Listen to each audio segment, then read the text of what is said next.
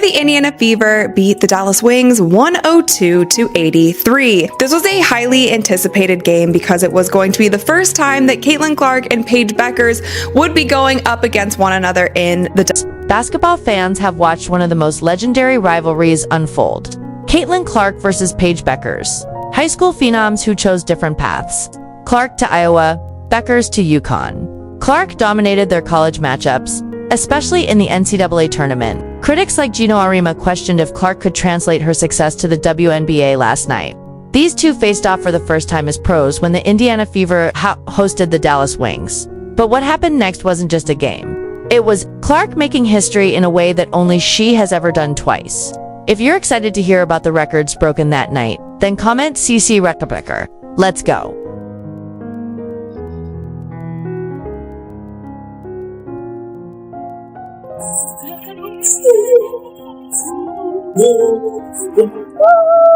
Two teenage basketball phenoms making waves across America, destined to clash for years to come. Caitlin Clark and Paige Bueckers first faced off in high school, both ranked as top recruits with completely different playing styles and personalities.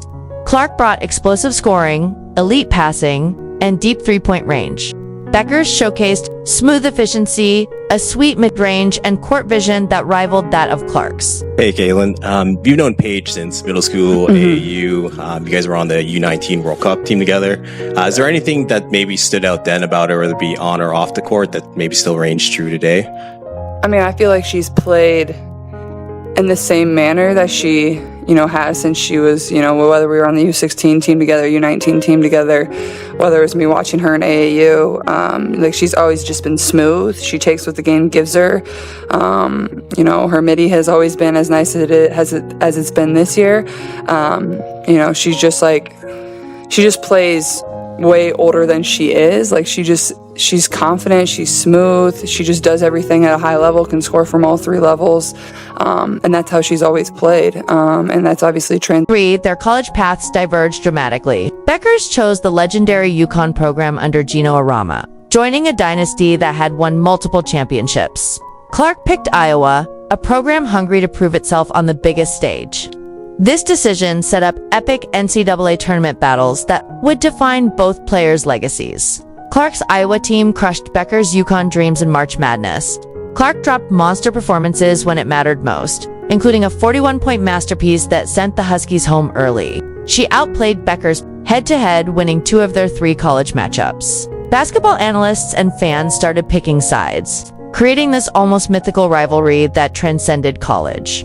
Basketball are saying, oh, everything is she was Caitlin before Caitlin, she's better than Caitlin, all this stuff. That kind of stopped in the media. Caitlin Clark put up better numbers in the WNBA than Paige did in college. Gino Aria had specific criticisms of Clark's game. He questioned her shot selection and doubted her WNBA readiness. Compared to his own star Bueckers, Arima believed Bueckers' fundamentals would translate better to the professional level.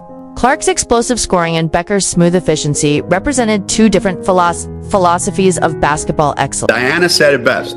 This kid's in for a rude awakening. And they all jumped over her, but they didn't read the whole thing that she said. But nobody's printing. Diana Taurasi was right. This kid's on the wrong team. She's got the wrong skill set to handle the physicality of that league. Both players declared for the WNBA, with fans wondering when they'd finally meet as professionals. The stage was set for their first WNBA showdown, with Clark holding a 2-1 college advantage, but facing new questions about her pro game. The anticipation was massive. ABC picked up the broadcast nationally, knowing this matchup would draw viewers from across the country.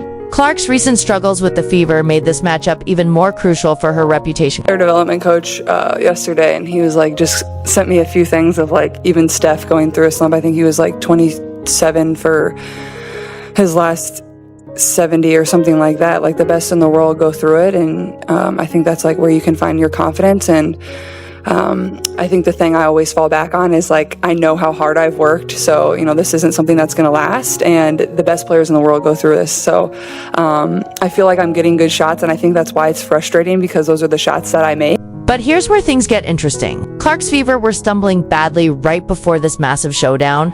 The Indiana Fever had just suffered embarrassing losses to teams they should have beaten.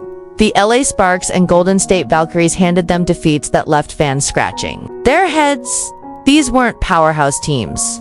They were squads. The Fever should have handled I feel like this stretch, this is a big game for us. I think we've struggled in the fact that we're able to play one good game and then we play a bad game, then we play a good game, then we play a bad game. So I think for us is like we got to find a way to be able to stack really good games together, and then we go on the road and we're on a back-to-back, which is just a challenge in itself. No matter who you're playing, we play Connecticut, then we play New York. So I think Steph's message was, yes, All-Stars coming up, that break's coming up, but our focus is on these 3 games that we have left. So in that sense, I do think it's critical that our focus just remains on the game in front of us, and I feel like that's what everybody in the locker room is doing. behind the scenes.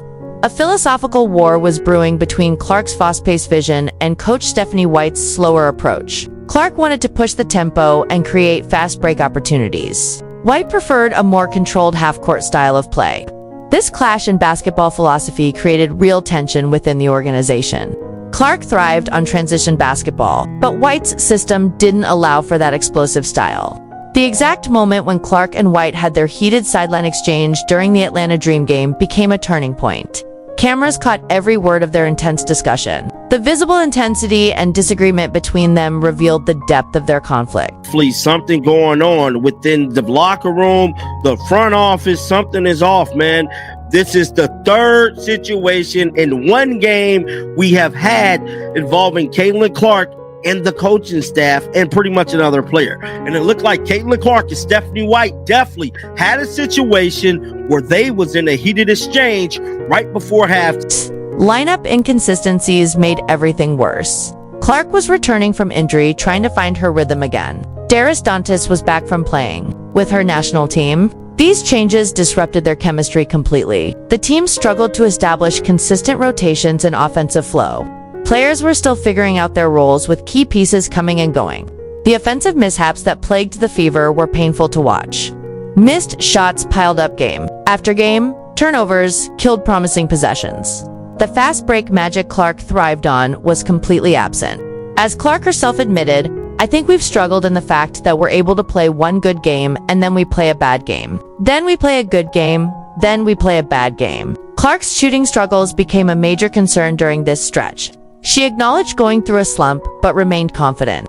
"I'm never going to stop shooting," she stated, comparing her situation to Steph Curry's occasional cold streaks. The breaking point came when the Fever finally snapped their losing streak against Atlanta. They won that game, but tensions between Clark and White remained high. The philosophical divide hadn't been resolved. It was simply put on hold. It can be frustrating when your shot isn't going in the way that you want it to, but then I look at the box and it's like, I'm really 4 shots away from having a really good game, a really good shooting game. So that's where you find your confidence. And I know those are shots that I can make, and I'm never going to stop shooting. So, until I break out of it, I'm just going to keep launching, and that's all I. The Dallas game became the ultimate test. Would White finally unleash Clark's preferred style, or would the philosophical divide continue to hold back the team's potential? This internal struggle set up the perfect storm for the Bueckers matchup with Clark, desperate to prove her approach could work at the professional level. Then something magical happened. Stephanie White finally gave Clark exactly what she'd been asking for. Against Dallas, White made a crucial decision to let Clark control the tempo and run the offense her way. This wasn't just a small adjustment. White completely changed her approach and trusted Clark to lead the team at the pace she wanted. Lee Aroo the other night had a season-high 18 points. Here's Boston turning the corner. Dishing to Hull. Extra feed Clark. A deep 3. You bet! And he actually brought up stats from a shooting slump Steph Curry went through. She said that made her feel a lot better. That pass will as well. Right on the money to Mitchell. Cunningham attacked the closeout. Clark, the rejection of Quinterly.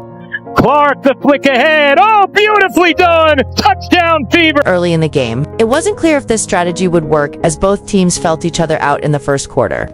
The Fever looked good, but not spectacular. They were finding their rhythms slowly. Clark was getting her teammates involved, but the real fireworks hadn't started yet.